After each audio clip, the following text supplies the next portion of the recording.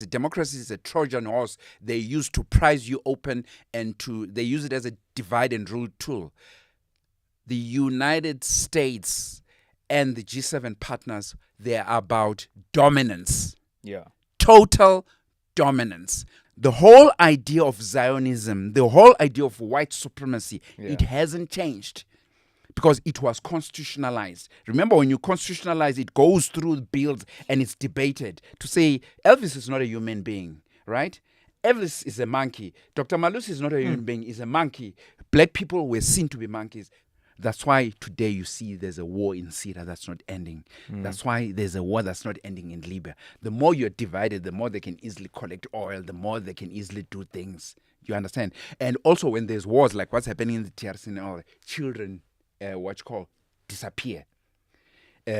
Human trafficking happens. Human trafficking happens for many reasons. When there's destabilizers, there's no records are kept and all that. There's organ trafficking. People are captured, they cut them up, they sell all this, and they find their way to the West. A whole lot of things happen when there's war. War, it's an art of economics.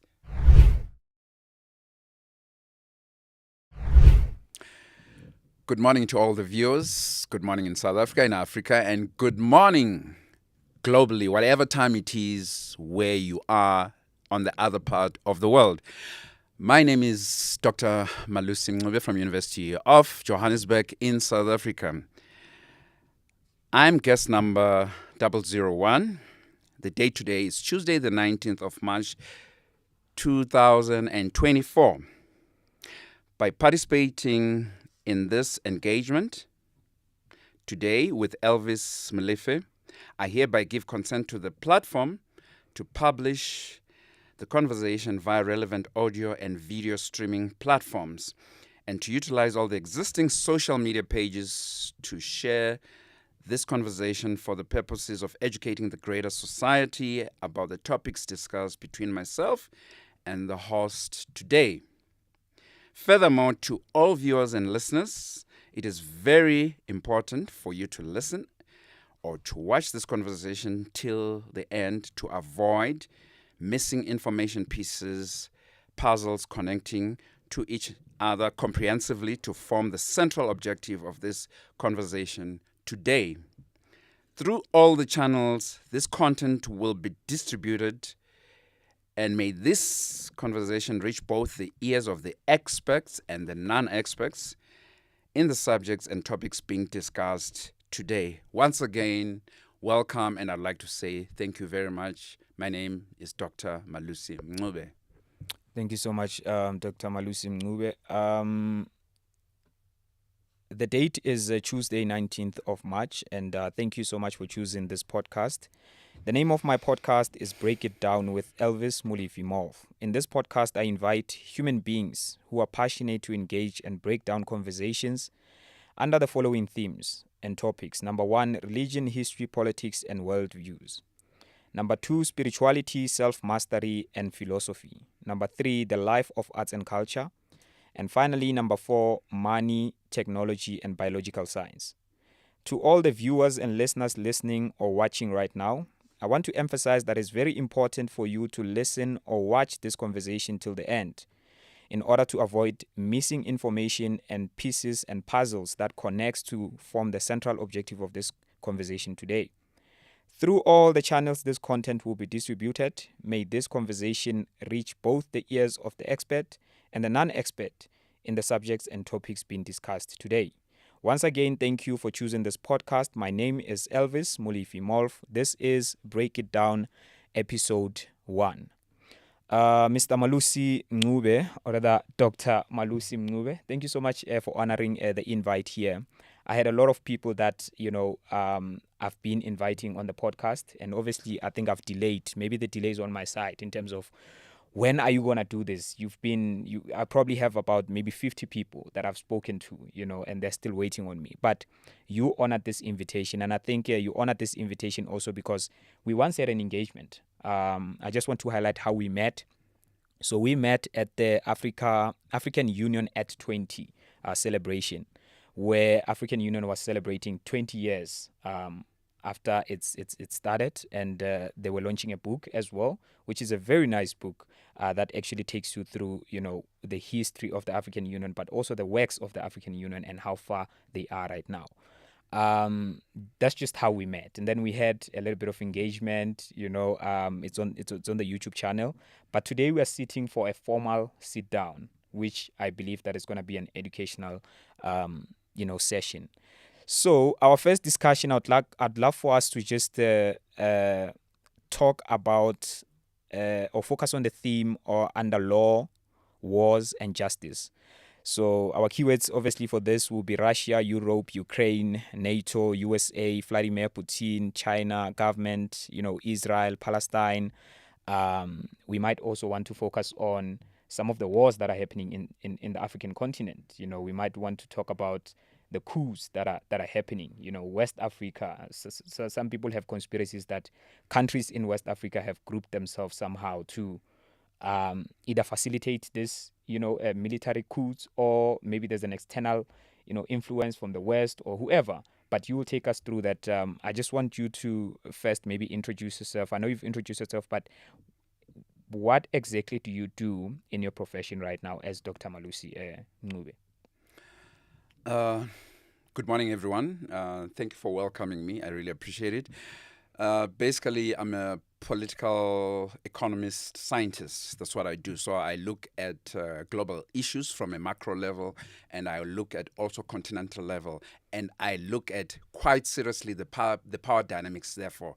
And all my analysis and all my research has to do with a historical basis and how it impacts today and the future vis-a-vis the power relations, especially taking into cognizance the history of the Africans. That's what I look at. The world has become globalized. It was always globalized, but it has become sharper.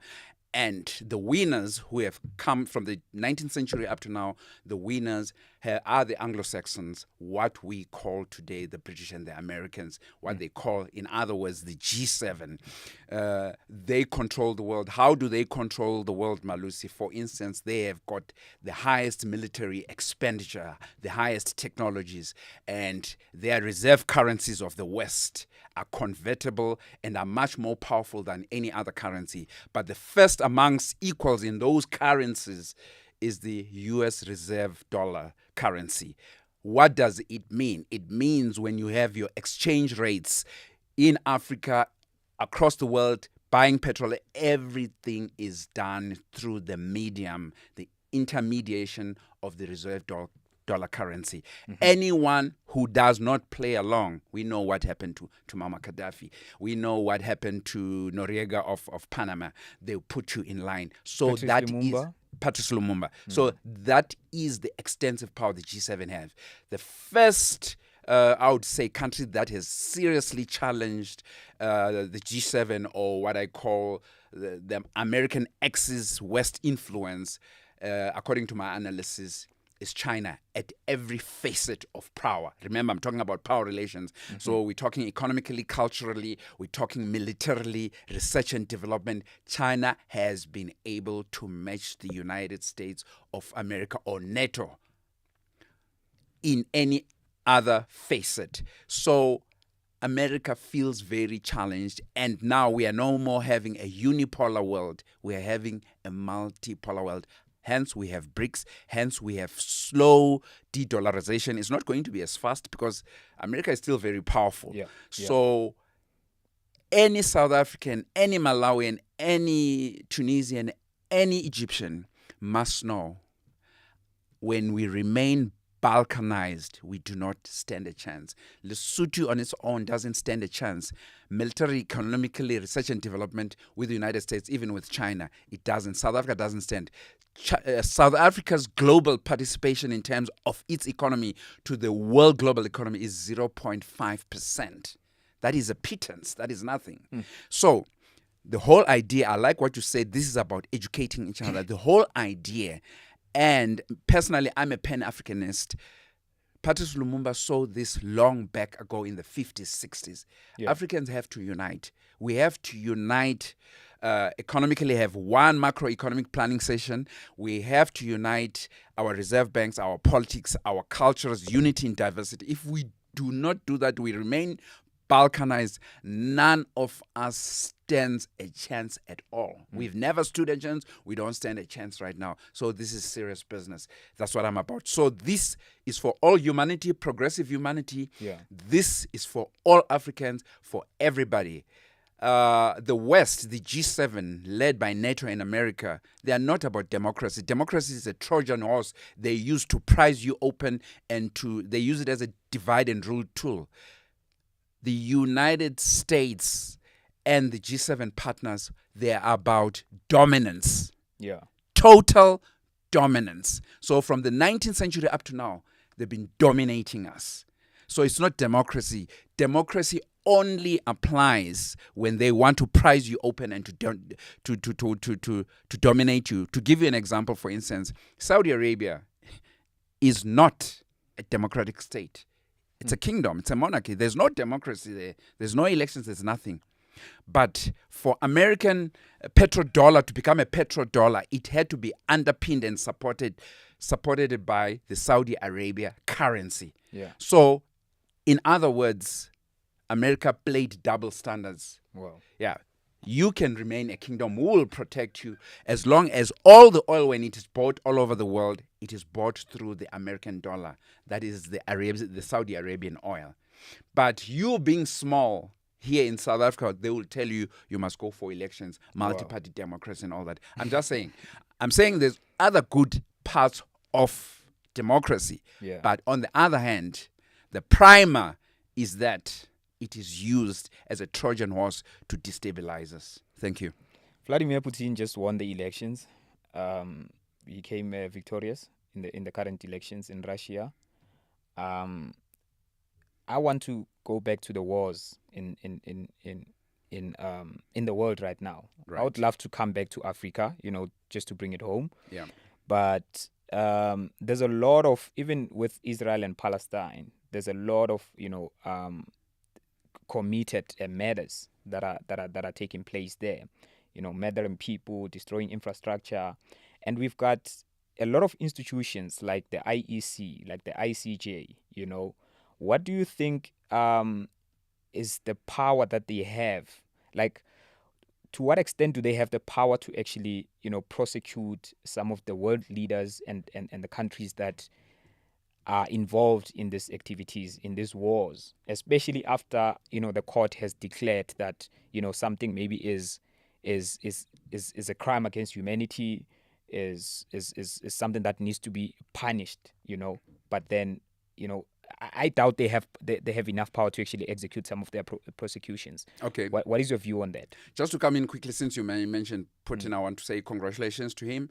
And I want to draw the connection between Africa and Russia and China immediately, so that every African globally follows immediately that global issues, they are part of us. They impact us immediately. So Russia, that time when they were Soviet Union, never colonized Africa. Actually, Russia materially, they supported the liberation struggles with China all over Africa. So they've never exercised colonialism over Africa. That must be known. And number two, up to now, it is Russia that wanted even to provide nuclear power to South Africa and other areas in Africa. It's very important to note in mind that what is happening globally is not something new. I'll take you back in history. It's very important to note. First and foremost, we all know who are the indigenous natives of America. Yeah. Right. Remember I said they are about dominance. They were exterminated. It's not something new. What you're seeing in Gaza by the Zionists, by the supremacists, it's not something new. When the situation allows, they will exterminate you. So they've done it. Go check history. Everybody, you can check that history, how America was built. Now, how America was from, let's say, 4th century and what it looks like today, you would even refuse that the native Red Indians are the indigenous people because they don't even number 1 million. They don't. Let's look at another country. Let's look at Australia. The indigenous black people, the aborigines of Australia, those are the indigenous, but they were wiped off in millions. They are no more there. So this is not something maybe they do by accident. They do it by design. They were wiped off. New Zealand, the same thing. Canada, which is now predominantly Caucasian, right? Canada, it was also the native red Indians. They were wiped off, right? Let's go to Namibia. The Heroros, it was a tribe. It was wiped off. We can go to the Jews. Yeah. We can go to how many people have been wiped off in the DRC right now. More than 12 million from the 60s. So, and 2003, the war in Iraq. How many people were bombed? Because what they did first, they called it shock and awe. Before they engaged the soldiers, they bombed all civilian infrastructures, hospitals, water, sanitation, everything that had to do with civilian rule, they bombed. So you can imagine the ripple effects of that, what happened. Millions of people died. But because they control the power of the media, you do not get to see the evil that was committed. We can talk about Nagasaki and Hiroshima. The atom bombs that were thrown in Japan, not on the front line of the battles with the soldiers, no. These were conurbation areas like Johannesburg. In Nagasaki, I think almost 1 million people died. These are civilians, pregnant women, children in parks and all that. And nobody knows about this. Well, Nobody, at least because average people. Because they control the power of the media. That's why they even want to control this TikTok. Because they don't want that information. They give you the information you're supposed to have. So what am I saying to Africa and Africans? Right? You already know they keep on speaking about depopulation. Yeah. Africa is prime to them. Many Africans might not believe it. Africa is prime to them. And they do want to get rid of Africans. Like America today is ruled by the Caucasians. Like Australia today is ruled by the Caucasians. It's not an accident. Like Canada today is ruled by the Caucasians. Are you saying that they want to almost have a society where black people are subhuman? So, for instance, you look at dynamics in South Africa right now, right? And I'll make an example because this is where I've spent the rest of my life. So we've got dynamics that were caused by apartheid, obviously, where now we have this capitalist system that have white people at the top who are controlling the minerals, who are controlling the economy. Black people are still there, but they're almost like, laborers of the system and not necessarily contributors in terms of innovation and controlling the means of production. Are you saying worldwide, even within the African continent? Elvis, yes. From the period of enlightenment in Europe, you must go through their literature, their philosophers, their classical philosophers, from Hegel, from Stuart Mills, from Aristotle, all of them. They designated the non-whites, specifically the black people, as the zone of the non-being. Zone of the non-being. You are not a being. You are a property to be commodified and used to accumulate profit and capital. Wow. You are not. That's why they could enslave us. That is their philosophy. So what am I saying? From their philosophy, they set the foundations, the philosophical and the cultural and the intellectual and the educational foundations to say if you are black, you are not human. Right? Then they came with constitutions wherever they went to colonize. You spoke of South Africa, right? If you look at the constitution of 1948 here, that's why there was separate development. That's why there was group areas, because you are not deemed to be human. Yeah. Go all over the Africa, look at their constitutions. And constitutions are not drawn by drunk people. They are drawn by learned men who are biased against the black body. And right up to now, for there to be a change in Africa and for them to do away with slavery is because we fought against that. Haiti is the first state in the world that freed itself from slavery by defeating the French, Napoleon Bonaparte and all that, right? So our ancestors had to fight and to die to liberate the whole of Africa, even though we haven't gotten the whole of liberation. So the whole idea of Zionism, the whole idea of white supremacy, it hasn't changed. because it was constitutionalized. Remember, when you constitutionalize, it goes through bills and it's debated to say Elvis is not a human being, right? Elvis is a monkey. Dr. Malusi is not a human being, he's a monkey. Black people were seen to be monkeys. Right up to today, it hasn't. As far back as 2003, you heard with the previous president of America when he said, it's either you are with us or against us. Wow. Where was democracy then? And they went ahead and bombed women and children. They've done it in Afghanistan, right? So they even threatened North Korea when Donald Trump said, we have a much bigger gun than you. We will obliterate North Korea from the face of the earth. And Mugabe had to make a counter statement actually denigrating Donald Trump against that. He must be a man of peace and he must blow his trumpet triumphantly and all that. So what I'm saying there about power, if you look at the budget of America, its military budget is the biggest in the world. Yeah. So why would they spend about between 700 billion close to $1 trillion a year? Meaning that they can take on anybody. And the only one who's given them a serious challenge right now is Russia and China because they've got nuclear weapons. Oh, wow. You understand? Yeah. So they do not. If you look at their economics, now I told you about history and up to now, if you study their economics and history, if you look at all the multinational corporations in Africa that control Africa, from the resources linking to from the regional value chains to the global value chains, they are all Western. So Africans do not own Africa. I'm not just talking South Africa. I'm talking about the whole of Africa. It's not owned by Africans. It's not. So I'm talking financially, I'm talking structurally, I'm talking culturally influence, I'm talking politically, I'm talking militarily. 2011, they hit Gaddafi for us. And we could not even bring together an army to go and fight them. That you cannot just come in. Yeah. Yeah, you understand? Kill a head of state. Yeah. So kill a head of state. And nothing happens. Even up to now, African leaders are quiet about that. Yeah. But imagine if you had killed a European head of state. It would be big noise right up to now. Of course.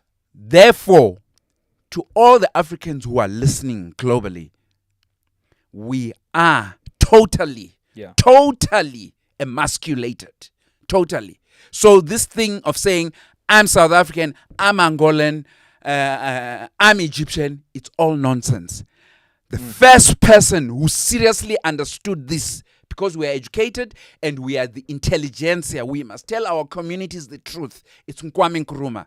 If you read Kwame Nkrumah's book, Neocolonialism, the Last Stage of Imperialism, you will, written in 1965, you will understand the great danger that Africa is in. There's no African army that can wage a war against NATO. And that's why NATO was also created, so that it protects all the resources for the West. Not to be dictated to by the Africans, but for them to dominate and dictate to us. So they do that through their currency, through their economics, through their army, through their intelligence, and also culturally. Wow. So we are emasculated Africans. And to all the African leaders who are selling us out, who go and get a pittance and open investments in France, in America, and they think they've arrived, they are billionaires in Africa amidst joblessness, amidst poverty. We need leaders in Africa who are like Thomas Sankara, who sacrifice with the people. Right? We need leaders who are like Che Guevara, who sacrifice with the people, not leaders who just them and their families. Same thing is happening here in South Africa. We have billionaire leaders, multi-million leaders. They speak left, they speak revolution, but they walk right. That is nonsense. It has to stop.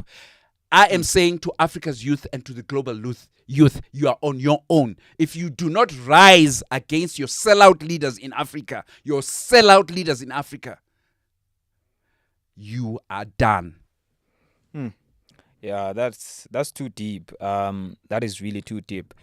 Before I jump to the next discussion theme, let's touch base on some of the wars that are happening in Africa. We've got a serious thing happening there in the DRC. Take us through that. DRC, right from the Berlin Conference, when they decided to balkanize Africa, because the Berlin Conference. Yes, they already knew. Yeah, they already knew. They went deep. They knew the whole Africa and how to slice it. Because before you even continue, the Berlin Conference, for an average person who perhaps maybe ended their history lessons maybe in high school, the Berlin Conference is not something that you can think of as something that was, a conference that was aimed at, Africa. But it's later when you actually jump into the history books that you understand that actually this was a meeting that somehow is the reason why we are where we are right now.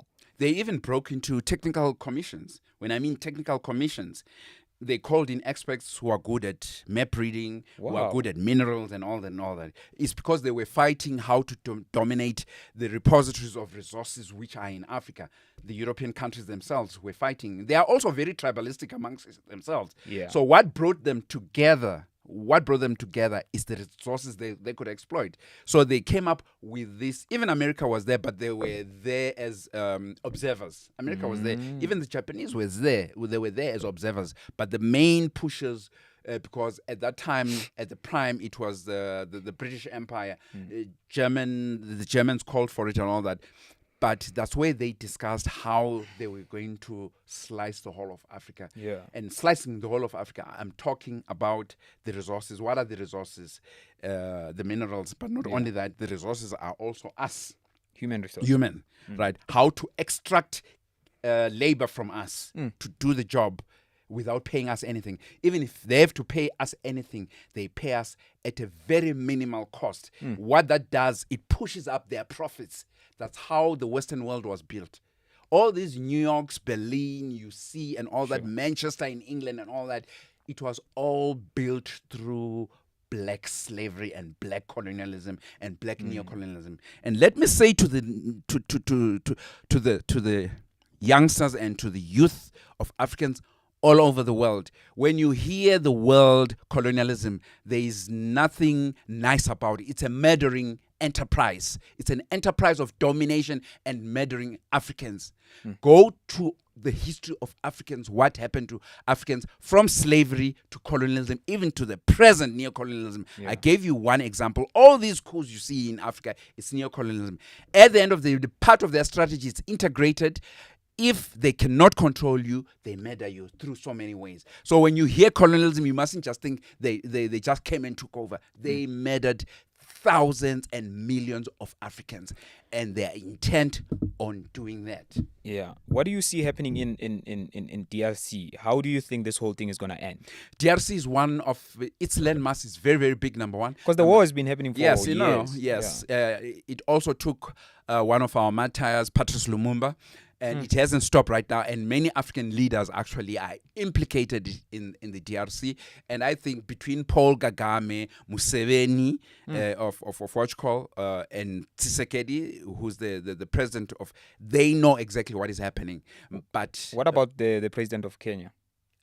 But I was still coming there, and the whole of the African Union, they know exactly what's going on in the DRC. Okay. And personally, I will vouch my intelligent guess. It has to do with the colonizers, because multinational corporations have been implicated. The Teslas, the Apple, and all those companies for getting their minerals from there. They did not start yesterday right now. But now it becomes too expensive. For instance, they can do it through satellite imaging. They can tell there's possibility of oil in that area, and there's possibility of this mineral in that area. And if there's people, there's a village of people staying there, maybe 100,000 people and all that. So instead of them investing money, doing feasibility studies and building and having to pay the people as well, it's expensive. Wow. What they do, they have all these militias, right? They create this, they conjure up wars. They create all these many, like in the DRC, there's over 120 militias. They create basically thugs. They are created by the CIA and all these people. They cause wars and people run away. What they call independent displaced person, internal refugee. So hundreds of people run away. So that's the whole idea, is to get them away from that, because that place has minerals. So it has cost them less. So they've moved hundreds of thousands of people and they begin to mine. And sometimes they use the same people through force, raping people to mine it for nothing. So you can see again, it's slavery as it was. The cost of production, the unit of cost of production is very, very minimal. All these companies, Tesla, Apple, all these cell phones we have, all these gadgets, most of titanium, coltan comes from the DRC. Yes. And millions of people are being enslaved and people are dying because of the technology that we carry. And some of our leaders are implicated in that. Yes, absolutely. Who do you think is funding the wars? Because, I mean, a war, we've seen with Ukraine as well and Russia that Ukraine needed some more of financial backup, for them to participate or to continue participating in the war. With Ukraine is public knowledge. The West, yes, being led by the Americans, they are sponsoring billions of dollars into that. They call it a proxy war. The whole idea was to break Russia. Russia is a nuclear power, but it was to break Russia as a state, a regime change of Putin. Because Russia is also made up of oligarchs. That's why oligarchs are very dangerous. Something they're trying to do in Africa. What are oligarchs? Oligarchs are a group of families they make rich.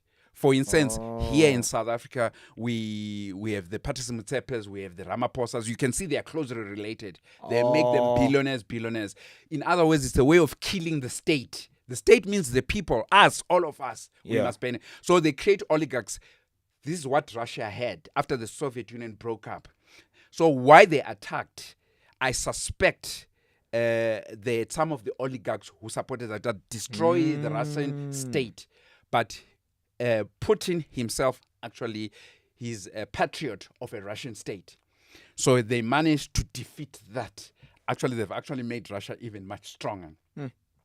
It has even affected the American economy. American economy right now, its debt is close between 33 to 40 trillion dollars. America is in a recession, conventionally, economically speaking. It's a militarized economy, meaning what I mean by that, confidently so, that's my analysis, is that the American economy is militarized and is only benefiting the super rich Caucasian Americans, white Americans.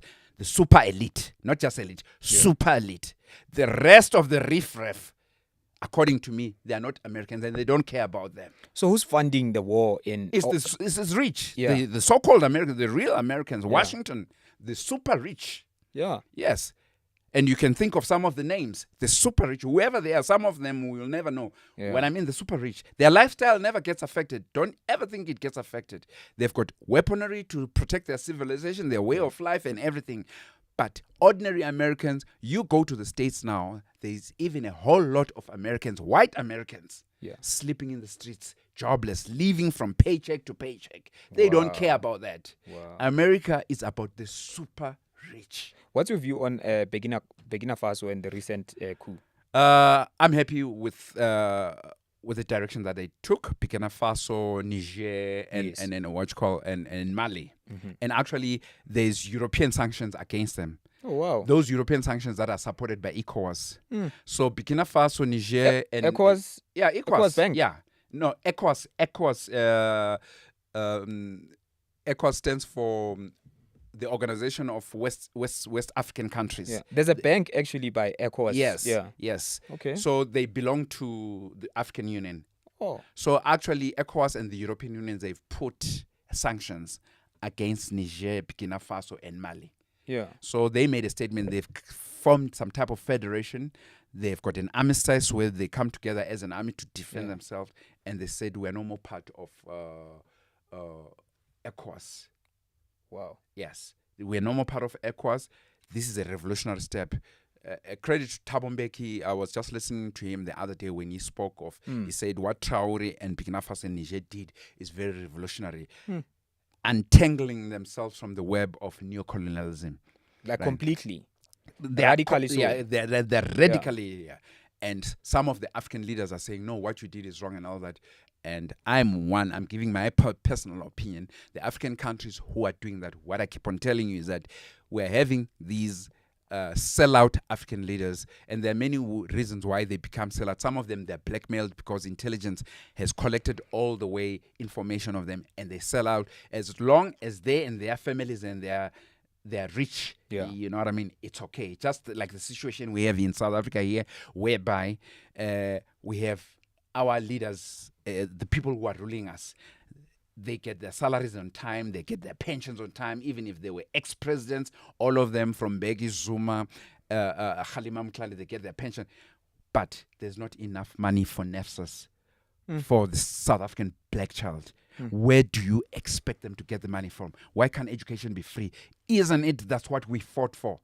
Yeah. So you can tell me your revolutionary language, but I'll look at where you are living, Sure. Mr. Ex-President. Yes. And that is me, my analysis. That doesn't I will match. look at where you are staying. If you are not like Thomas Sankara, Yeah. Thomas Sankara reduced his salary to be at the minimum like the ordinary worker.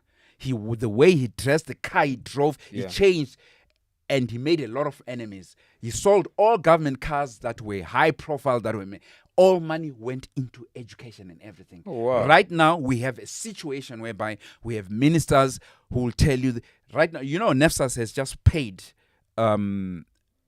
for children, just right now. Where do you expect the African child to get money from January, February, and all that when they are coming from So from the- January until March, there was no payment. There was no pay. Where do you expect them to get money from? The only money that they got first time for Yes. this year. And some of the students are being defunded. Defunded. Is it because of, they say what, lack of budget? Lack of money and all that. But how about defunding their salaries? All our ministers and our presidents. How about we Yeah. defund their salaries? Because they earn a lot, these No, guys. no, what I'm saying, let them show leadership. Yeah. You know, when Oliver Tambo went into exile, and when Mandela went to train in Algeria and all that, they were lawyers. They had a black practice, the first black practice in South Africa. But when they started going outside to fight for their beliefs, there was no salary there. There was no all these benefits. All I'm saying about African leaders, they want to speak revolutionary, but act they otherwise. live Yeah. the life, Western life. No, but we have an African leader that showed us an example, Thomas Sankara. As a leader, you must lead by example. Oh, wow. Yes. Let's move to the next part of the discussion. Hopefully we cover everything. If you are still tuned in, thank you so much for pushing it up until this far. In this part of the discussion, we're going to be focusing on the May 29 elections in South Africa. And today in the morning, I wake up to the news that Jacob Zuma's bank account has been closed by FNB, I think. That, the president as well as the minister, I think is Pravin Gordhan, who also said that he's going to resign, later after these elections. They have ordered the banks to shut down former President Jacob Zuma's bank accounts. Is that true? First and foremost, let's talk about the elections. It's good that we're having elections. And personally, my personal view, I'm hoping these elections will bring about a black majority party or black majority coalition of parties to really make revolutionary changes. Because there's not one single black majority party that has the strength to withstand and to defeat global racist white monopoly capital. Who owns South Africa and who own the whole of Africa. So it cannot be done by EFF alone, MK alone, ANC alone, AZAPO alone, They need to PSC come alone. together. They need to, whether by a college, That's we a need to difficult have thing. strategic alliances, tactical alliances to be able to do that. So what am I saying? It's good we have these elections because then we can cross this conundrum dispensation we've had from CODESA to now because we were played. Yeah. Basically, what happened through BEE and other shenanigans, they made a few black people rich and they created them as a buffer so that we do not have revolutionary change. So I want to warn that electoral elections by themselves, they are not revolutionary. They bring about a change of leadership, but they can be manipulated. Remember when I spoke about democracy? So it doesn't mean if any one party is going to win there, right, it doesn't mean things will suddenly change. Remember, I spoke about that we do not control the reserve currency of the world. The multinational corporations in South Africa and Africa are not ours, right? Capital is not ours, right? Skills is not endowed dominantly within the Africans. So there is no way, I would confidently say, there is no way EFF, MK, PAC, AZAPO, and ANC can pull it off together. So I quickly want to say to all the young Africans in South Africa and globally, you are on your own. Don't just rely on governments. Go across Africa, find opportunities, fight. You will have to fight, even if it means to crawl on your stomach. Because if you're going to wait, even for a government that's going to come after this election, this is my saying, I'll stand for it. They do not have the capability to do it. They might want to do it, but it's not there. But the way to force it, for you, the youth, you must be seriously organized. And you must be as dedicated as Thomas Sankara. You must be as dedicated as Samora Machel. You must be as dedicated as Amilcar Cabral. You must be as dedicated as Chris Hani. If you are not, if you are wishy-washy, the politics that are going to come after that, they will reflect your state of politics, your state of lethargy, your state of apathy. So, if you look at all the revolutions in Africa and Latin America and elsewhere, already people like Che Guevara and Thomas Sankara, they were already in their 25s and they put their lives at risk to bring about change. But if you're going to be wishy-washy and, say whatever, it's fine. It's fine. Then you'll get what you deserve. You know what I mean? But if you're really serious, it's up to you to make the sacrifices.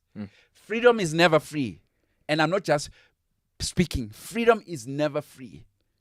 You must be able to pay the ultimate for freedom. Because you can already see, I can tell you now, I can forecast for you the economy of South Africa this year.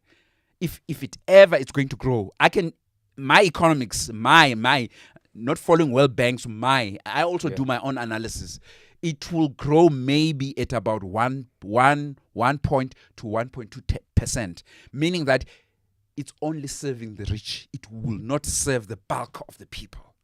So if you are a student and intelligentsia, from matric, you're already educated, you have common sense.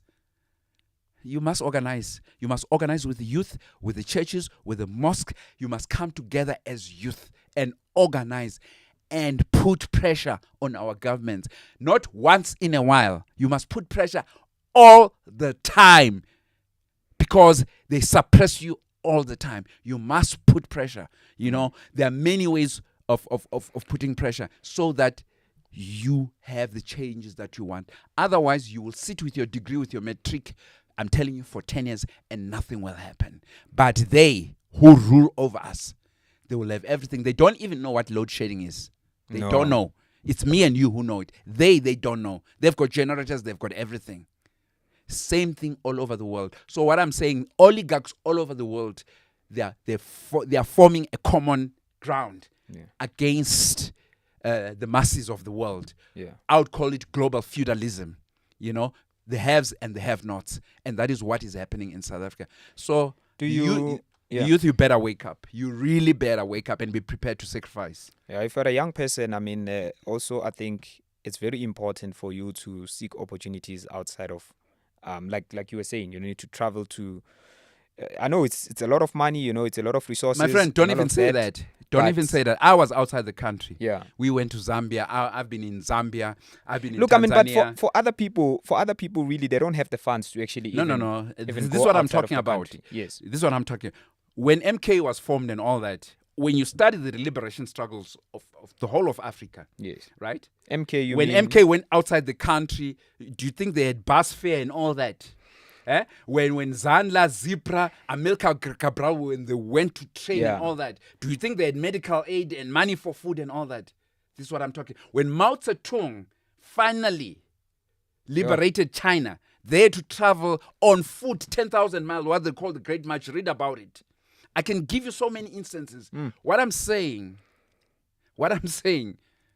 if you truly want freedom, and you don't want to be anybody's puppet or monkey, you sacrifice for it. Go and read the history how Cuba was liberated by Fidel Castro and Che Guevara. No. I totally. I So totally the youth understand, must stop speaking. If they still want to have a cell phone, but I don't have money for this, then you'll sit at the back room at home forever until you're 50. Then it's cool if that is your choice. Yeah. Yes. But if you want to be a man amongst men and be counted as a human being, then you will definitely have to sacrifice like Malcolm X sacrificed, like Nyerere sacrificed. I would encourage people to check a gentleman by the name of Maya.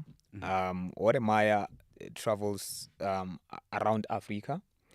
He recently went to the USA for the very first time, but before that, he had traveled almost every country in Africa. He said, I'm not going to go overseas before I actually tour the African continent and showcase parts of Africa that a lot of people don't know, because he lived in China for some time, and the ads, the TV commercials that he used to see were not a representation of what he knew was the reality back then in his home country, which is Ghana. So then it was really painful for him, because the stuff that they were showing there, it was almost like this continent is a continent of non-evolving people, they just need help from the world. They have to do that because they have to kill your confidence. They have to dominate 100%. Yeah, that's the whole idea. Yes. It's called neocolonialism, the cultural part of it. Oh, wow. So if you don't sacrifice to fight for it, nothing will happen. So yeah, I do believe that it goes also to psychology, that they try to mess around with your psychological being. So he decided that, I'm gonna move from China, I'm gonna come back home, but then going back home, I'm gonna make it my point that I'm gonna tour the entire African continent. And ever since then, he's been doing that. I think he has 1 million subscribers on YouTube.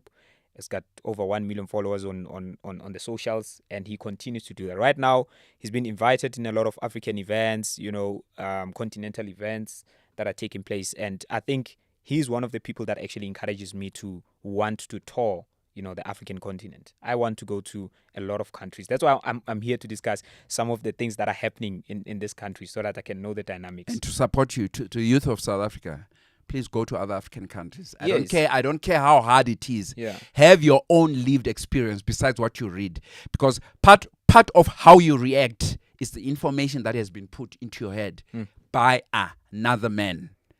Go and find for yourself. Just like the first people who went to space, went to the moon, nobody had gone there before. Certain spacecrafts, they blew up, they never got there.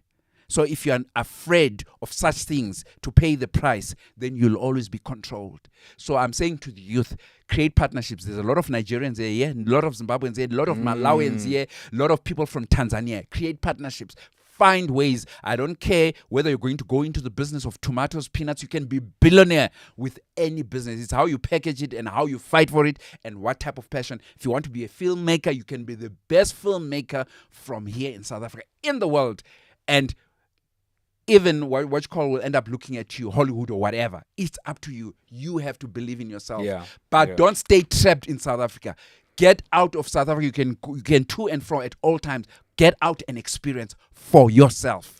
That's and it's very important what you are mentioning, because if you look at the map, we are in the south, right? We are in the south, and it makes sense for us to actually want to travel to other countries. And other countries within, the African continent, because if you are in the south, you are very far from, all the places that are in the north, that are in the east, that are in the west, and even with culture, because I would think of maybe Middle Africa or Central Africa, they do have some sense of, understanding of the culture in the east, the culture in the north, the culture in the south. But then us in the south, it's almost like we are far, far away from everything that is in Africa. And that's why we are easily brainwashed. Elvis, let's even get rid of the word. I'll tell you what. I'll use an ironical example. The people who colonized us, Jan van Riebeeck, the Dutch East India Company from the Netherlands, 1452 from that time. Yeah. Right. They did not know at first what Africa looked like. Look where they were from, right? And look at their long-range plan. Yeah. That's why they are Caucasian children now. They're very rich and they control Africa, right? Obviously, when they came, there was mosquitoes and some of them died and all that. So you cannot say because you are South African that it's too far. Yeah. But the Caucasian doesn't say it's too far. He No, makes sure the intelligence of America, of Britain and everything, they make sure they know Africa much better than you. Yeah. The topography, the trees, the flora, the fauna, the people, the what, they make sure. That's what intelligence is all about. Information collection.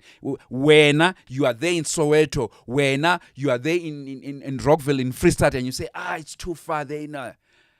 That is not the mentality of a revolutionary. Oliver Tambo had to get out of South Africa for 40 years to be outside the country, to realize and to be able to amass experiences and skills for him to be able to unseat the South African apartheid government. So if when you are going to be sitting in Tladi or Komletsani in Soweto and say, that area is too far and all that. Okay, another ironical example. Yeah. Look at most of the guys who've come from Uganda, from Nigeria. Not all of them are drug dealers. Let's be fair. Not all of them. Yeah. They've come here and they've come here. There are some, but there's some. And the law must take its course. I mean, I don't care whether you're South African, Nigerian. If you break the law must take its course. Yeah. But let's talk of the good side, because we're talking of strengths and weaknesses. Yeah. There are people who've come from Burundi who are here, who've graduated, who've gotten their PhDs here, who came here as refugees. They're working. From the DRC, they are working. Some of them, they're working for the Reserve Bank. Right? They came all the way here. Nothing, no papers. They fought. Some were sleeping in the streets. Some started sleeping in the churches. They went through all that. Some I even know. They are doctors at Baragwana hospitals. They are doctors at Johannesburg Hospital. They are doctors at Helen Zille Hospital. Even in Cape Town. I know them. But if they have to tell you their story, what they went through. So I'm saying this not to shoot down on my South African people, because we have heroes who've done it, like the Chris Annis, like the many others who've done it. But all I'm saying is, your generation must get out of the comfort zone. Right. Life is bad, life is painful, and life is unforgiving. Yeah. If you don't stand up, you will be dominated. Thank you so much, Dr. Malusi Ngube. Let's continue with the elections, because I see time is not really on our side. The elections, 29th of May, it has been declared. How do you see it, unfolding? And do you think organizations such as the IEC can be trusted? And also, we've got the recent issue where the DA is sending a letter to United States to ask them to come and oversee the elections, because they believe that the formation of the MK party will somehow have a negative impact in the elections. I don't know how, but what are your views with the elections generally, and with other formations of other political parties? Look, it's good that the elections take place so far, because when you do an audit, whether it's financial audit or a business audit of some sort, whatever audit you do, you base it on what has happened before. You look at the CV. Even when I do an audit on you, since the IC started up to now, personally, I've got nothing to complain about them. I'm speaking for myself. Yeah, right. There might be rumors. People can say Elvis like this, like this, like. Only when I investigate, there's nothing. You know what I mean? It's just certain people who are jealous of you. So IEC, when I look at their record from 1994 right up to now, for me, they're in good stead. Yes, of course, we've had certain small pockets of discrepancies and all that. There is no elections in the world that is 100%. But overall, IC has marvelously managed free and fair elections. Yes, there might be perceptions which they can be corrupted. Of course, anyone can be corrupted. Probably I can be corrupted. You can be corrupted. But it's up for me when the temptation comes and I'm being given a bag full of 50 million. Will I say yes or no? Some people will say no. They'd rather die. Right? So let's give IEC a chance. I do not see me, myself, I stand it to be corrected. Any information to say no, IEC is wrong because they did that. Because I definitely think most of the parties would have been up in arms. Number two, coming to the MK party, thus far that the MK party has registered, to me, using my common sense, they have registered, they have everything there, whatever. It means they have satisfied The IEC. The IEC and the jurisdictional law within what they have done so far. They've met all the criteria. The criteria, that's what I mean. Yeah. They've satisfied that. Okay. Yes, I understand ANC has taken them to court, but hey, like they say, it's still sub judice. The courts are still looking at it. We will see how they will pronounce it. But I'll also want to take an intelligent guess to say, I would love to think by the time MK form themselves and all that, I would like to think they also have legal brains, people they consult, right? It doesn't mean if you take me to court, right? When you take me to court, I will have my say as much as the plaintiff will say to me, no, Malusi, you did this, you killed this person and all that. But I'll also try to show that I was framed. I did not kill that person, right? So it doesn't necessarily mean if those who are taking MK to, they will necessarily win. No, they will not. And within our law of jurisprudence, you can appeal your case and all that. But yes, we know we are closer. So thus far, those who are taking MK, they are right. They're exercising. Our constitution allows that. MK to have formed thus far to be a party there. But for me to know, nobody knows intimately the merits of the case. I would like to believe MK, they can defend themselves, even those who are taking MK. So we'll see what none of us can speak authoritatively to say MK is wrong or right. Let the law take its course. But I'm just saying, for them to have gone thus far to have used all this money, because you can see a lot of money has been used. Yeah. Number two, coming to the bank that the accounts have been closed and all that, right? I also just read it, right? Remember, I always say anything about media reporting and all that, some of it is true, some of it is half-truths, some of it is messages of agent provocateurs. So we do not know if there's substance in that, because up to now, I haven't had any reaction from MK or from Utata Jacob Zuma to say this is what happened and all that. It might have happened, it might not have happened, I don't know what it is. Yeah. But I know our banks, they've closed other people's accounts, notable people's accounts. And that type of thing. Including his son as yes, well. Yes, right. That's why a new government that comes in, it must nationalize the Reserve Bank. It must nationalize all the commercial banks. It must nationalize all the public utilities. And by nationalizing, we're just saying we're not daft to say we cannot bring in minority shareholding and expertise. No. But what we must say, everything must belong to the people of South Africa. Not just the Motsepe family.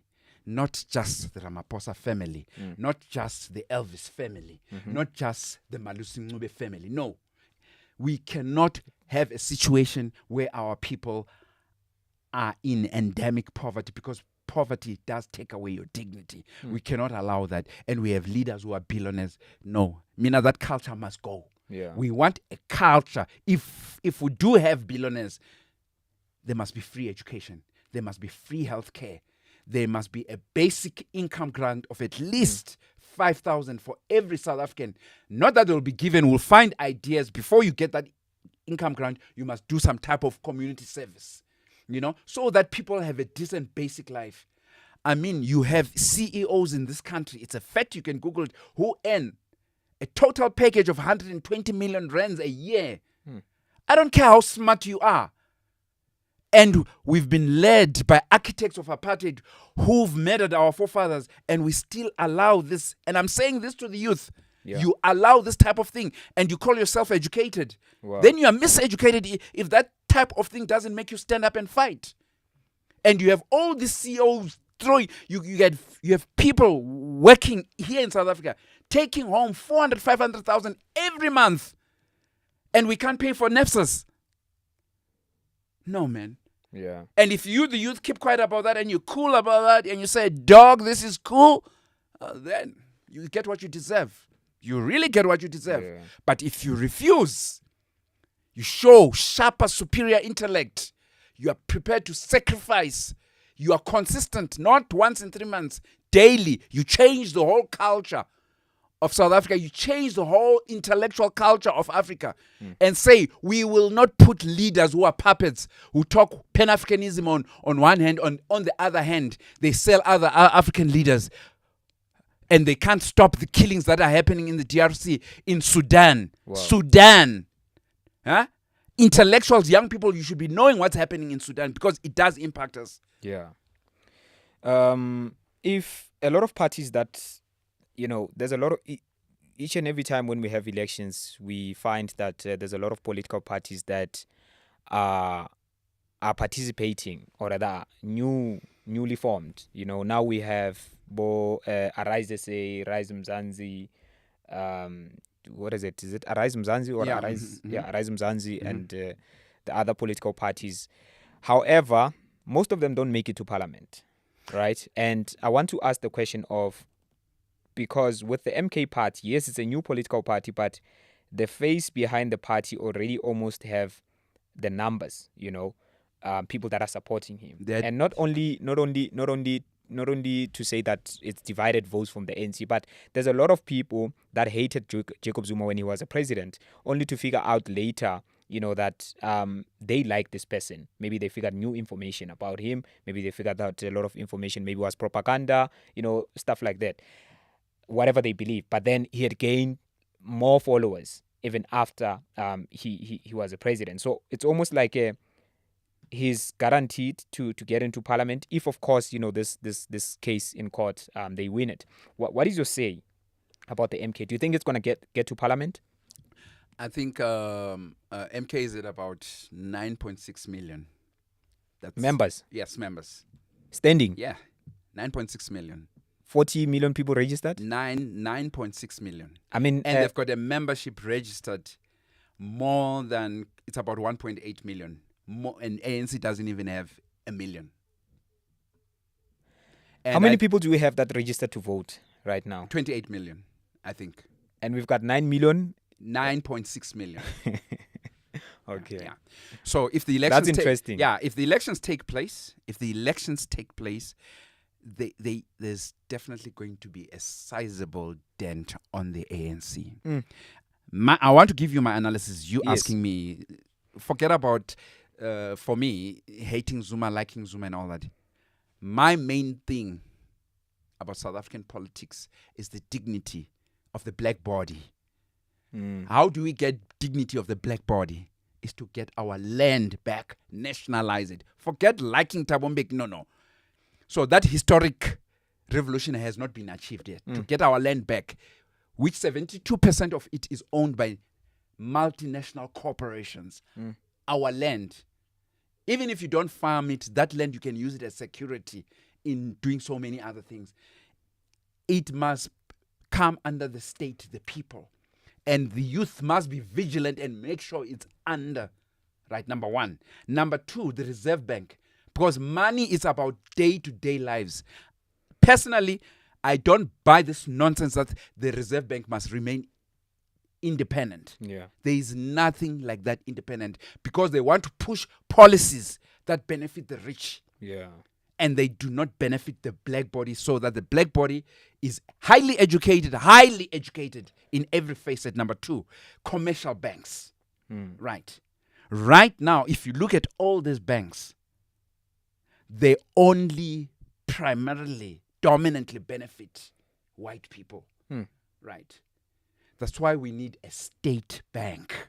State bank, when you say state, you mean the people. Yeah. And to make sure that it's a state bank, not only in name, Africa's youth, South African youth, they must be at every decision-making point of the processes of policy making, processes of policy implementation, processes of policy evaluation and monitoring. Freedom is not an easy thing. You must be there at all times. Wherever there's Zaka, your eyes must be there. They mustn't tell you comrades will come to you. There's no. That time is gone, youth. That time is gone. I'm talking to the youth of all the world. That time is gone. The youth must sit at the Reserve Bank. If they are going to play you and say, no, you are not supposed to sit there, and you accept it because it's a game of minds, of ideas, and you accept it and you become weak, then you are played. The youth must have a representative body with civil society, trade unions, etc., to sit at the Reserve Bank. You must know what is happening to each and every cent of yours. The youth, you must be there at the Treasury, Ministry of Finance. Yeah. All decision makings. This is a century where you must be there. The old and the young, you must put your powers together. Gone are those times where they tell you, we will come back to you. If you're going to agree to that type of nonsense, I'm telling you, if you're going to agree to that type of nonsense, then you're finished as the youth. Wow. Yeah. So you must be there. The land, commercial banks, public utilities, reserve banks, everything must be nationalized. Yeah. That's what I mean. Not whether some people love Jacob Zuma. No. The real revolution is getting our land back. Because without land, there's no Elvis. So Without land, there's no black people. So basically, you're saying they stand a chance to be in parliament. Who? The MK. Of course, they will be in parliament if they don't stop them through the court and all that. Yeah. And what you see again, remember I was telling you about neocolonialism. Yes. We must be very, very careful. South Africa is not an exception. Certain forces, you've already heard secession about Western Cape. I was about to come to Yes, Cape about Western independence. Cape. Yeah. They can even trigger through this MK thing and many other things that are happening. They can even trigger a civil war. Yeah, man. Because if they can push a proxy war in Ukraine, yeah. Remember what happened to black people when they were living in Ukraine who were studying there? Remember the statements when we were in trains as black people, they pushed us out and they put in white people. Have you forgotten that? Do you remember what was happening? It was on the news. It was on the news. When they said, how could people with blue eyes and blonde hair be refugees? Because the black body has become synonymous with being a refugee, with being poverty-stricken.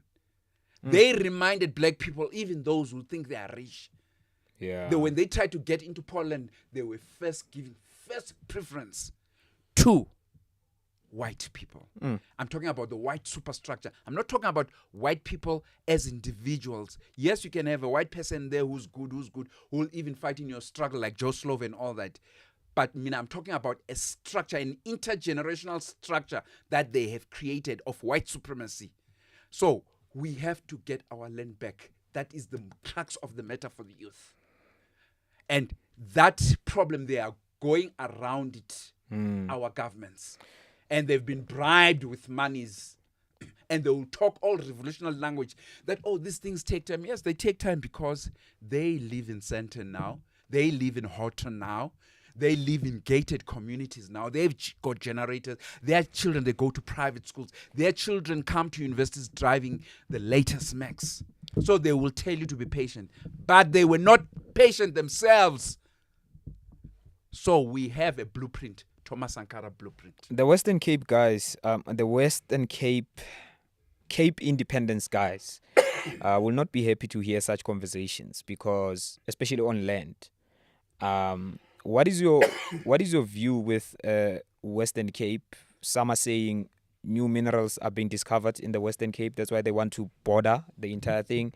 So, you and I, when we were on the call preparing for this a couple of days ago, we also spoke about the KZN, and some of the minerals that are being discovered around the country. What is your view? And just to wrap up the elections part, so that we can wrap up with the last subject. What is your view about Cape independence and white-only communities that are existing not only in South Africa but in the entire continent, where certain white group of people are saying, yeah, this is our area, we don't want anyone. There's Orania right now. I mean, I just went through some of the podcast episodes where some of the founders of Orania were speaking about how the entire thing was founded. What is your view on that? The American empire, which leads NATO, which leads the Western Hemisphere, is a global empire, meaning that they almost control most of, strategically, all the minerals resources across the world. And given the competition for China, they are not happy. I'm giving you my analysis. They are not happy with the influence of China and Russia in South Africa.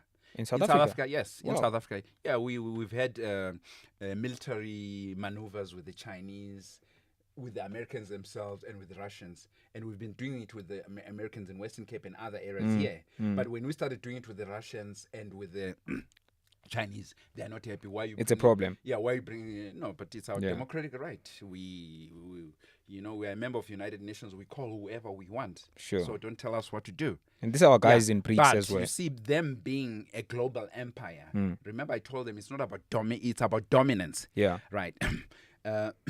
They'd rather Cape, besides the minerals that allegedly have been discovered and all that, it's a coastal place. It gives them, it's a strategic place. Harbors. Harbors and all that. Yeah. So for me, it makes a whole lot of sense. Oh, wow. Yes, and why? So the idea, it's an immediate strategy, mid-term strategy, long-term strategy. So already people, you see, we're already talking that there's a possible Western Cape secession. But I don't see it happening myself. But we mustn't sit on our laurels.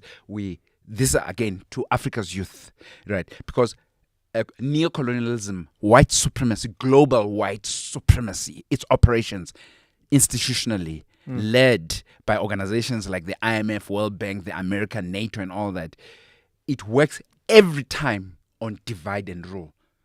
That's why today you see there's a war in Syria that's not ending. That's why there's a war that's not ending in Libya. The more you're divided, the more they can easily collect oil, the more they can easily do things. You understand? And also when there's wars like what's happening in the TRC and all, children, disappear. Human trafficking happens. Human trafficking happens for many reasons. When there's destabilizers, there's no records are kept and all that. There's organ trafficking. People are captured. They cut them up. They sell all this, and they find their way to the West. A whole lot of things happen when there's war. War, it's an art of economics. So they've perfected it. So when South Africa can be touched, South Africa can be destabilized. If Libya could be destabilized, if a white country like Ukraine can be destabilized, who the hell do we think we are as South Africans? You think we can't be touched?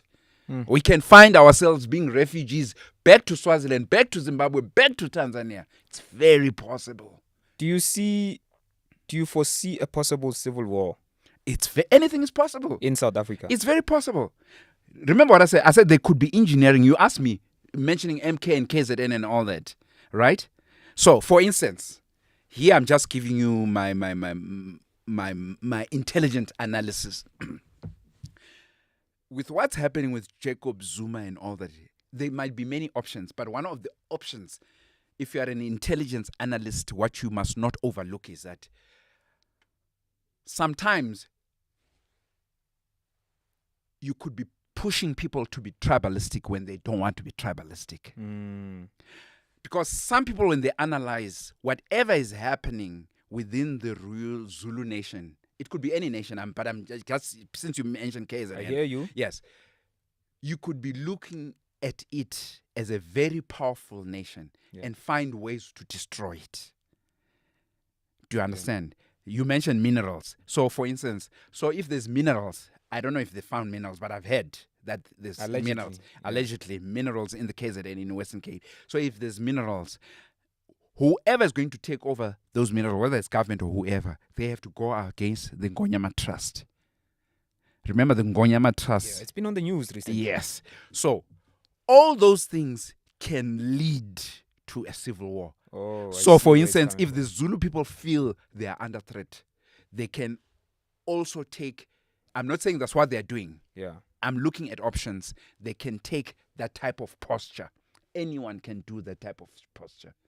Just like I'll give you another form of tribalism that is happening globally. You tell me the name of the president who's going across America saying, if you vote me back, I'll make America the greatest nation again, making America great again. Can you tell me which president says that? And if that is not tribalism, what is it? Let's make America, the American tribe, great again. Yeah.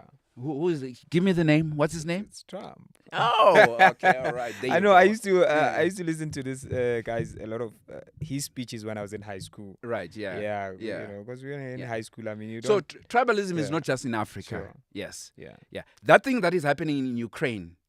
Yeah, it's tribalism. It's how you want to interpret it. That's the beauty. So it can still happen in Africa. Of course, South Africa can be. Who knows?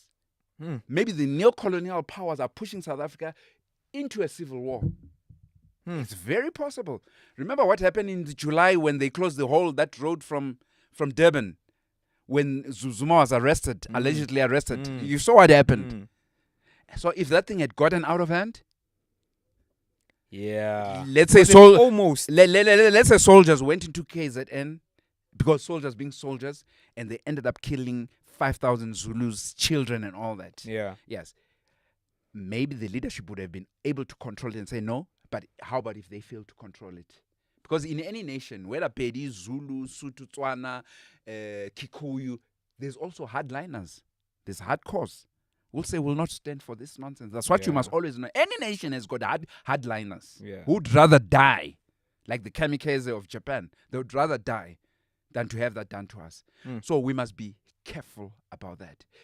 Maybe certain people are not happy with the type of power that comes from the KZ province in terms of numbers, etc., and all that. You know, maybe certain people are out to destroy it. But these are all my thinkings.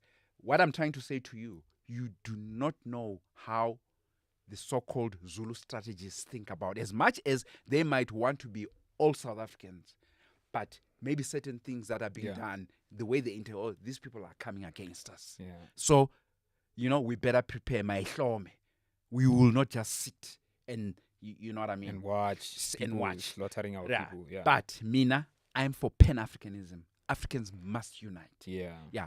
Unity in diversity. We must go, because if we fight against each other, that's what the neocolonials want. Because we give them much power.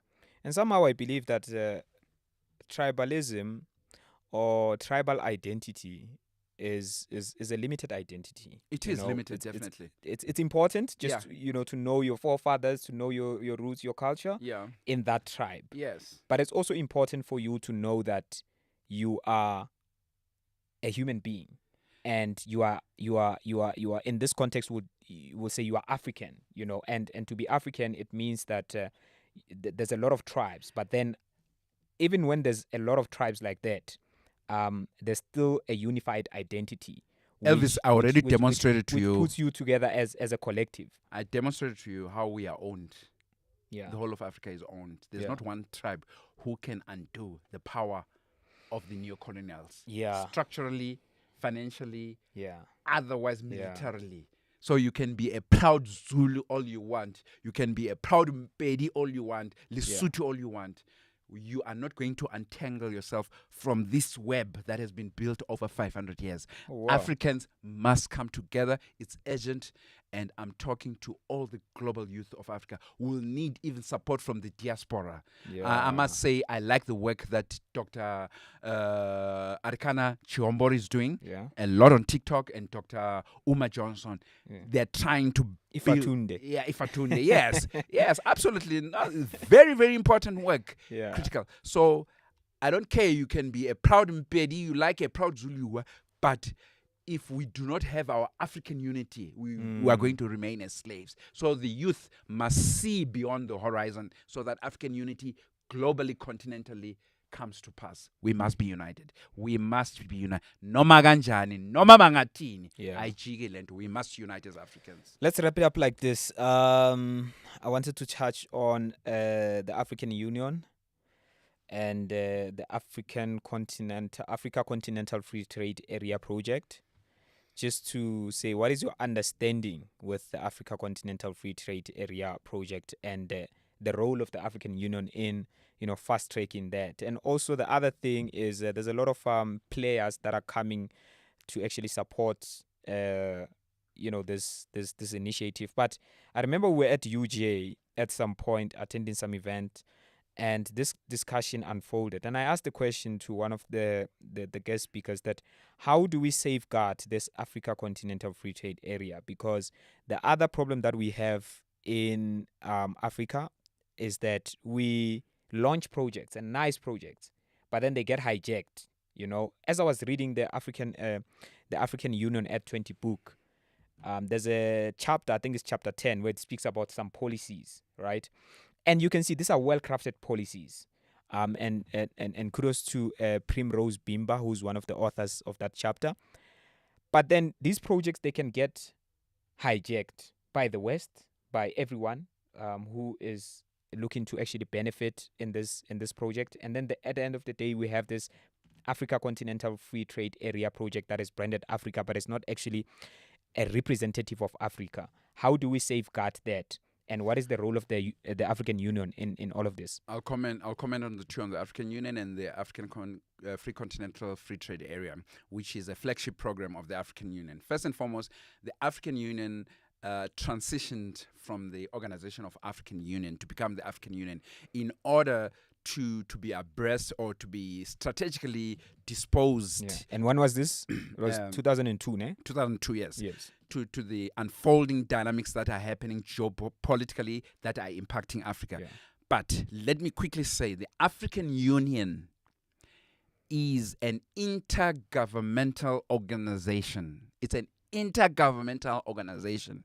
And within its articles of the Constitutive Act, if I'm not wrong, Article 3B, it still says we will retain the sovereignty of each and every country. Non-interference in the sovereignty of each and every country. Hence, it is an intergovernmental organization. Only except there's Article 4H where it says in terms of war crimes, humanitarian factors that disturb the peace of the world, can the African Union Assembly, which is the highest decision-making body, can take a decision to go and stop that government if it's massacring people and all that. But essentially, it's an intergovernmental body. So, as until it remains an intergovernmental body and still recognizes the sovereignty of each and every country and does not graduate to become a confederacy of states or a federal state or a unitary state, whichever way, in other words, a United States of Africa, right? So that the laws that are passed within the one Parliament of Africa, they have legal tender, those laws, they have legal tender in all the jurisdictions of Africa. So, for instance, you were asking me, irregardless of sovereignty for each country. For instance, our constitution in South Africa, Yes, has legal tender across all South Africans in Africa. Okay. So, for instance, if you murder me, the law will take its course. Mm-hmm. Yeah, that's what I mean. Yeah. Whether you murder me in Mpumalanga or KZN or wherever, do you understand? That's what I mean. Yeah. Like right now, that's why I explained first, intergovernmental, each country still retains its sovereignty. They can sign, okay, they agree with this protocol, but not ratify. And they might even refuse to attend your meeting of the African Continental Free Trade Area. They are still a sovereign state. They don't have to attend. And these are some of the things that takes away power from some of the projects that happen. Yeah. Number one, there's no political will. That's what we mean by political will. Some of the leaders are not just interested. They just do it just as a show of public politics. They are there to mark the register. Yeah, but it's public diplomacy. Yeah. They want to be seen to be doing something. But they're not actually doing anything. But they're not interested.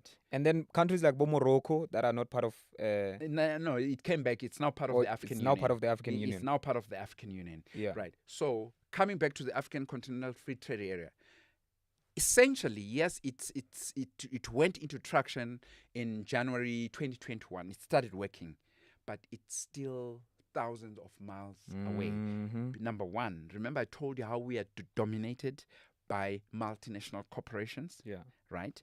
Number two, we are very donor dependent. We do not have our budgets. More than half of Africa's countries, their yearly budgets, their gross domestic product, their yearly budgets are supported by foreign funding. So when you are supported, the one who pays the piper calls the tune. The one who pays the piper calls the tune. So we say we are independent, but we are not independent. So this is what happened in Niger, Burkina Faso, and Mali when they took out that president, right? Because that president was serving the interests of France. And the military said, no more. We are tired. We want things that serve us. Yeah. So I'm saying to you, more than 50% of Africans' budget, their supplementary budgets, comes from Western countries. They cannot survive on their own. I can name some of the countries if you want me to name them. Right. They do get supplementary budgets. Lesotho for one, right? Malawi for one, right? Uganda. I don't know if they stopped because Museveni put across a bill against gays and LGBT and all that. You know, the Americans lifted an LGBT flag in what you call. And Museveni said, do whatever you like. Right now, in Ghana, they've passed a bill. It just has to be signed. And anti-gay. I'm just giving examples of what's happening. So these are all people, and they say, IMF and World Bank have said if Ghana signs that bill to become law, they could lose their budget support of about 3.8 billion. Yeah, I saw that. Do you see what I'm saying? Yeah. So I am saying, and we think we own Africa. We do not own Africa. That's why the youth who are educated, and they must keep on educating themselves. How colonialism is done now, it's much sinister, it's much hidden, but it's effective. That's why you are educated. You must be able to see it, its effect. And 200 years from now, it's going to be worse, right? So that's why you have to take action right now. So in terms of Africa, Africa doesn't have even its own budget. Most of Africa's economy, it's not a beneficiated economy of value chains, whereby we process our own resources and we graduate. That's what I mean by benefit. We graduate our own and we sell them as end products. We don't. The way we are structured and we are linked into the West is to sell raw resources to the West and to China, and they sell it back to us as complete. So again, our own resources, they graduate it, they repackage it and sell it back to us and catch us up in dependency, financial dependency, and we cannot come out of that treadmill, that hamster treadmill. Yeah. So it's critically, we are totally enslaved. I repeat, for Africa's youth and those clowns who are ruling us here in Africa, some of them, you know, you are in it for yourselves, not when our children don't have a free education, no basic free income, but all you leaders who are living this lifestyle. Mina, I'm totally against it, and I want to register it very forcefully. Yeah. Quickly, for somebody who has no idea of what is Africa Continental Free Trade Area project about? Africa Free Continental Free Trade Area. They came together as African. It was ratified, right? They now have an office in Ghana that runs it. Basically, listen to the name again, African Continental Free Trade Area.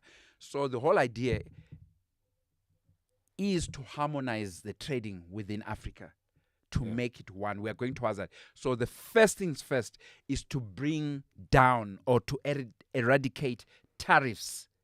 Tariffs are forms of taxes amongst each country in Africa. As they are trading. Yes. So there's tariffs and there's non-tariff barriers.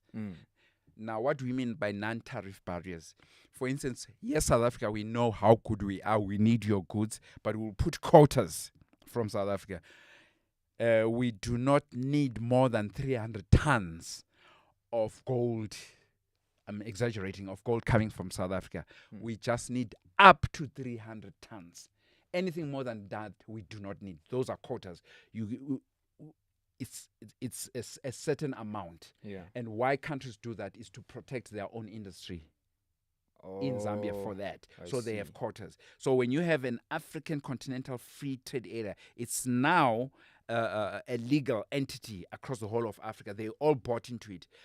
But it will take years. They have to reduce tariffs so that the tariffs are more of same on the same level.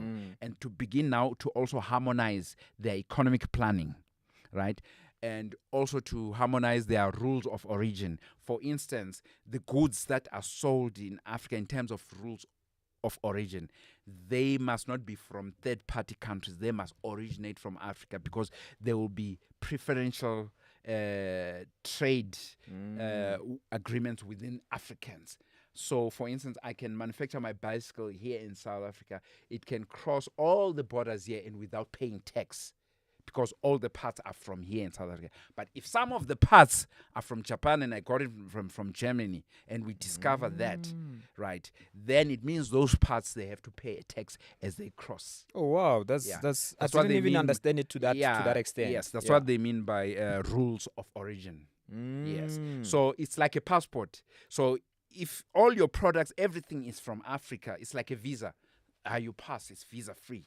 Yeah. Yeah. Wow. But if you say, when in South Africa you've manufactured a car, right? South Africa you've manufactured, okay, we sit as representatives, ministerial represent the technical committees of African Free Trade Area.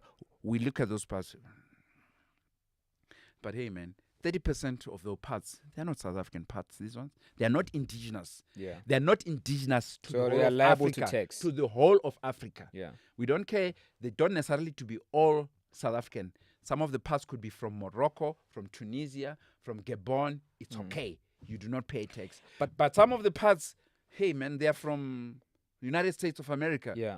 You have to pay tax. Remember, I asked you a question about how we can safeguard Yeah. the Africa Continental Free Trade Area. Yeah, right. Yeah. What happens when these Japanese companies, these European companies come and set up plants in the African continent and produce? Like right now, obviously we don't produce the cars, but then we assemble them. Yeah, right? we assemble them. Yeah. Then they can say, you know what, it's fine. We can go and produce in Africa. We can move our headquarters to Africa. Then will that still be considered as so for instance, if I'm producing a bicycle and then a Japanese company comes and say, we're going to produce, the wheels of the bicycle. We're going to create this company that produces that, but it's an African company. It's still owned by Japanese whatsoever, but everything is being produced in Africa. That's why we have... What is the law around yeah, that? that's why we have African Union, and that's why we have African Union Continental Free Trade Area. So they've got technical groups. They've got what they call special committees of finance and economics and etc. So if Japan wants to do that, they are not yet strong right now. Yeah. But essentially, theoretically, if Japan wants to come and open up a plant and all that, Sure. they speak to a body that represents the whole of Africa. Yeah. Yes, and we see where the benefits are from Africa as a group, not individual country. Yeah. Yes, absolutely. All right. I see the guys want to wrap up right now. I wanted us to touch on Muammar Gaddafi as well as Krisani, but hopefully next time when you are on the show, and I'm hoping you're gonna honor the invite for the second time when we have to also expand on these issues, because I realize that there's a lot that we can actually dive deep into. If you have watched this episode up until this time, thank you so much. I'd love to share with you more episodes as they're coming. This is episode 1, Break It Down, with Elvis Mulifimov, and I'd love for you to subscribe to this channel, share this content with other people that would love to hear about what we are discussing here. I'm inviting human beings that are passionate about breaking down some of the conversations surrounding the topics that I've mentioned in the beginning of this episode. I won't do it again. You will see it in the next episode. But if you love this, thumbs up. And also, let's just hear what do you think in the comment section. What do you have to say? Otherwise, thank you so much. I would love to take this time to also thank you, Mr. Malusi, Dr. Malusi Mncube, as well as the team that is assisting us here at M Studio to actually make this possible. Thank you so much.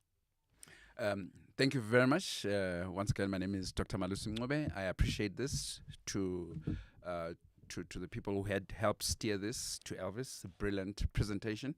Thank you very much. And to viewers and listeners, I want to say to progressive humanity, black or white, progressive humanity globally, and to Africa's youth globally, in Africa and continentally, always critique everything you learn at schools, universities, and everything, because most of it is from the ruling class. They want to keep you down there. Critique everything you learn, and be very, very revolutionary. Be very, very aggressive in terms of demanding transparency and accountability.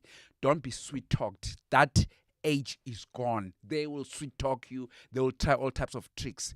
So the borders in Africa must go like yesterday. One currency, one reserve bank, one people. South Africans, Malawians, Egyptians explore Africa, move across borders, take Yes, off sir. all those Yes, visa sir. fees, and that will also make our intelligence in Africa to be much better, our police in Africa to be much better, our soldiers in Africa to be much better, but our people must move. Thank Yes, you. sir. I appreciate. And that's how we wrap it up. This is Break It Down, episode 1. My name is Elvis Mulifi Mov. Cheers. See you on the next one.